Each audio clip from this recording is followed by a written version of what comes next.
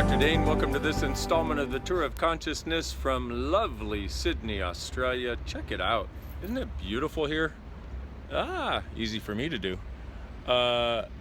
So here we are. We're on the eve, or no, not the eve. We are on the eve after, the day after the U.S. presidential election. I just arrived here in lovely Sydney. I just did a Facebook Live. We'll send the link out to that so you can watch it, giving people some different tools and perspective. This is going to be like that, but a little bit quicker. So, the election's over. Now what? Well, one of the things I realize is, for those of you who are seeking other possibilities, desiring more consciousness, there, I'll just pan so you can see beautiful Sydney.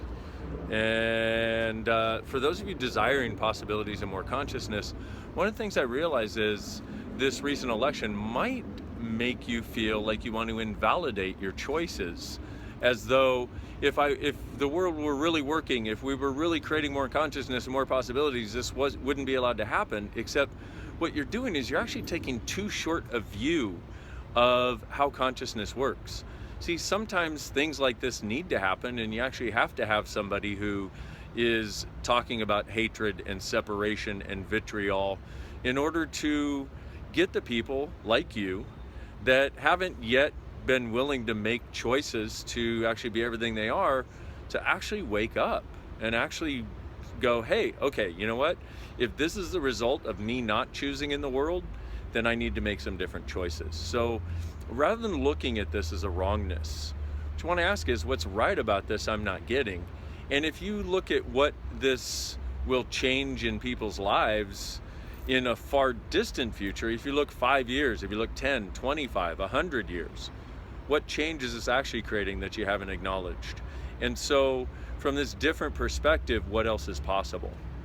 So on that video, I gave people several tools for actually getting out of the heaviness that a lot of the world went into yesterday, and recognizing that there are tools you can use, choices you can make. But one of the biggest was, interesting point of view, I have this point of view. You get the energy of all that stuckness, you get that stuff, and it's like, okay, interesting point of view, I have this point of view, to the energy, and then again, and again, and again, until it starts having a lightness. So right now, get all the weird stuff you've been perceiving.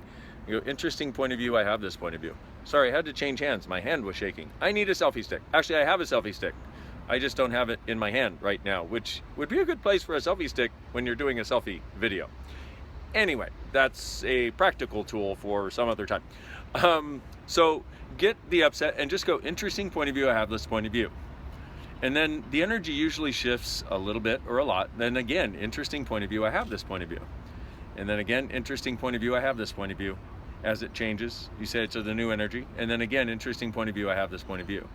And usually within 10 times, the energy shifted and changed. And so I want you to have that tool, and also what's right about this I'm not getting. And also, if you take a longer view, what else is actually possible?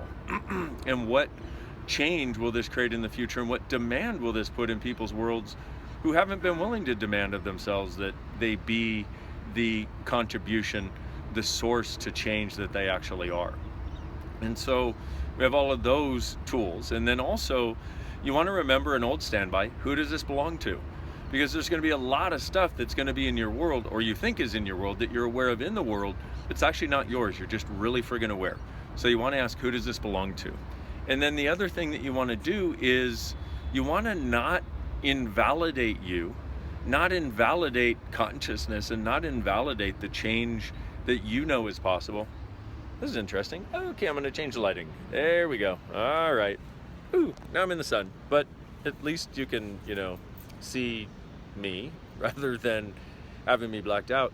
But so basically recognize this is not an invalidation of your consciousness. What if this is actually occurring because of all the choices that we have all been making? What if this is part of what's required to kick people in the butt and wake them up? What if it also shows people where the world or people in the world are sitting? And what if you stop making yourself less and looked at it and went, you know what? I'm going to be a voice for kindness. I'm actually going to be a voice for joy. Please, once again, there was an email that was sent in to me that I got this morning on the plane here to Sydney. And it was absolutely brilliant. It changed my day, changed my life, changed my world, made things so much happier for me. And I read that on the Facebook Live. So please watch that video. There's a lot more in there, and you'll also be able to tap into the energy of hundreds of people around the world that were watching and get a sense that we're all connected. You're not separate. You're not wrong. You're not alone. Okay? I adore you. Thank you so much for being in the world. Thank you for being a voice for kindness. Thank you for being a voice for inclusion. Thank you for being a voice for oneness, a voice for consciousness. And this is the time to put all the tools that we have into action so that we can let our lives actually be the peace that they are. So isn't it nice to know there are actually tools when the shit hits the fan to clean off the fan, create a better fan, create a greater future. I adore you. Thank you for being on the planet. Thank you for being the voice for change and possibilities that you are. And what if you, truly being you, as happy, as weird, as different, as inclusive, as caring, as kind, and as brilliant as you are, is the gift, the change, and the possibility this world requires. It is. I'm so grateful you're in the world. Look forward to being with you next time, beautiful people. From Sydney, bye-bye.